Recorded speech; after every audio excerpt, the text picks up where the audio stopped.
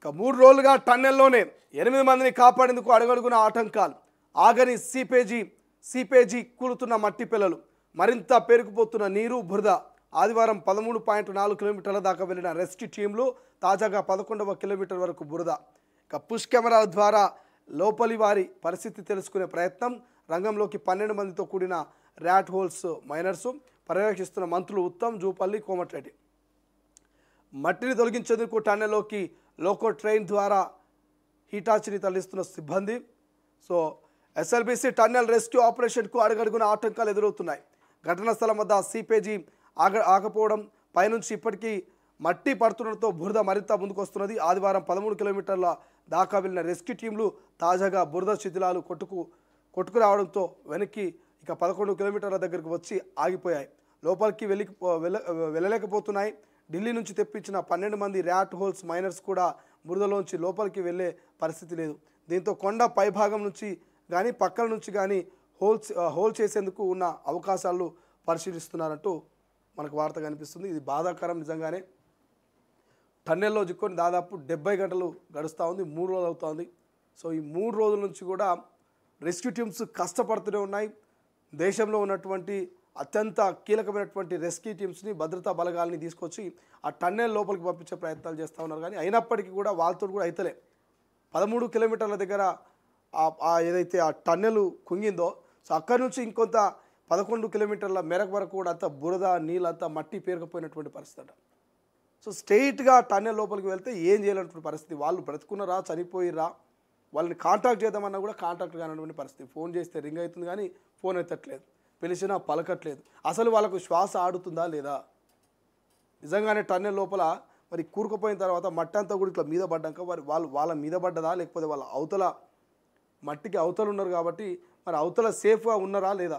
ఒకవేళ సేఫ్గా ఉండే ఛాన్స్ ఉందా అంటే చాలామంది విశ్లేషకులు సేఫ్గా ఉండే పరిస్థితి అస్సలు లేదు. సో చీకటి, శ్వాస ఆడదు. అక్కడ 3 రోజుల నుంచి వాళ్ళు ఏం భోజనం తీసుకోలే, ఏం నీళ్ళు తాగలే. ఈ 3 రోజుల నుంచి మరి నీళ్లు లేక, భోజనం లేక, వెలుతురు లేక, మరి గాలి లేక అసలు బ్రతికే ఉన్నారా అనేటువంటి అనుమానం కలుగుతున్నది. సో 2 ఆప్షన్స్ ఉన్నాయి ఇప్పుడు. ఒకటి, టన్నెల్కు సైడ్ నుంచి అన్నా తవ్వి వాళ్ళున్న ప్రదేశంలోని వాళ్ళని బయటికి తీయడం. రెండోది, టన్నెల్కు అవతల భాగం నుంచి పైనుంచి తీసి వాళ్ళని బ్రతికించడం. ఈ 2 ఆప్షన్లు మాత్రమే వాళ్ళని కాపాడేందుకు ఉన్నాయి. సో ఈ 2 ఆప్షన్లు తప్ప మిగతా ఆప్షన్ ఏది కనబడట్లేదు. ఒకటి, సో మీ అందరికీ తెలిసిన టన్నెల్ ఉంది కదా, సో టన్నెల్లో ఇక్కడ వరకు రెస్క్యూ టీమ్ పోతున్నది. కానీ ఎక్కడైతే ఇక్కడ కూలిందో, సో ఈ కూలిన దగ్గర వీళ్ళంతా కూడా ఇక్కడ ఉన్నారు. ఇదంతా కూడా ల్యాండ్ మీద చెట్లు గుట్టలు ఉంటే, సో ఇవంతా కూడా నేల మట్టి. సో ఇక్కడ వరకు కూలిపోయి, ఇక్కడ వరకు వెళ్ళి ఇక్కడ కూలిపోయింది. సో ఇక్కడ కార్మికులు చిక్కినటువంటి పరిస్థితి. రెస్క్యూ టీంలు ఇక్కడ రాకపోతున్నాయి.